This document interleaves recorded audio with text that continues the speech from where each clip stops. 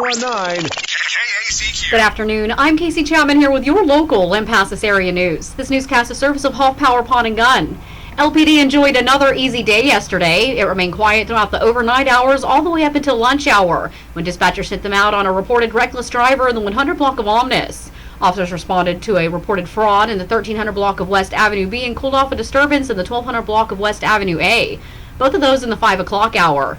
A harassment complaint was called in from the 200 block of North Key just after 7, and officers wrapped up the day tracking down a report of a reckless driver in the 1100 block of West North Avenue.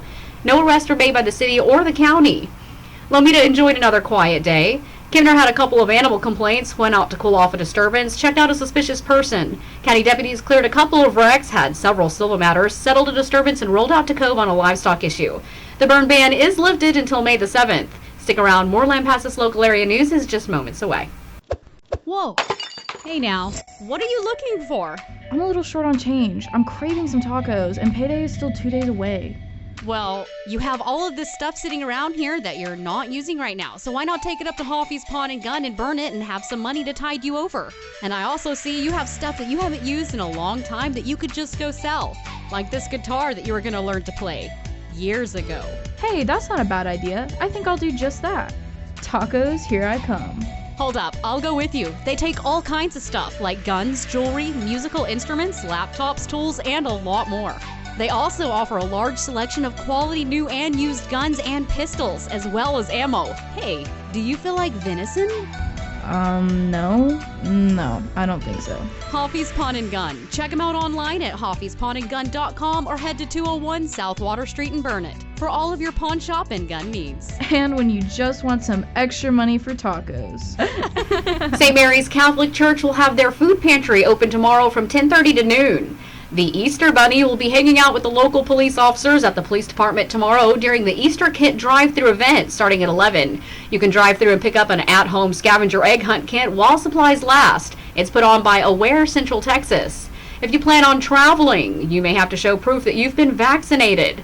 The airline industry will soon have a deal with COVID vaccine registrations. TSN's Michael Board explains. The European Union set to roll out a COVID vaccine passport, which would allow those who have received their shot to travel freely. Paul Horchorn with the Texas-based Association of Professional Flight Attendants says it's going to be a problem if the U.S. does not follow suit. We would be restricting who could fly if they didn't have the vaccine. Maybe they can't get it. A lot of work needs to be done. He expects this debate to come within the next few months, but the World Health Organization has already come out against the vaccine passports, citing issues with privacy and equity. Michael Board, TSN News. The Biden administration is now scouting for more potential sites in Texas to shelter a growing number of unaccompanied migrant children arriving at the southern border. Tomorrow they're meeting with Catholic Charities in San Antonio to discuss logistics. I don't know if anyone has the capacity to hire hundreds of people in a week, but we will be more than happy to get in the conversation and try to find out how we can support the government here in San Antonio. President Antonio Fernandez says that the government is eyeing 3 sites in San Antonio. The biggest logistical challenge, he says, will be preventing the spread of COVID. About 300 unaccompanied minors currently in government shelters have tested positive. For your COVID-19 update, yesterday's estimated active COVID numbers around the region reported from the state shows Bell County jumped up 13 to 274 active cases.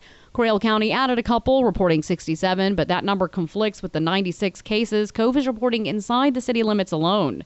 Burnett is down to 168, Mills is down 1, showing 11. San Saba has been case-free for a week now, and Hamilton is in the single digits, holding at 7. Here locally, as of Monday, Lampasas County was reporting 6 active cases. That's a 2-case drop from the previous report. 1 remains hospitalized. The number of fatalities is holding at 30. Total cases are up to 2,091, while 1,573 residents are fully vaccinated, and 3,042 have had at least 1 dose.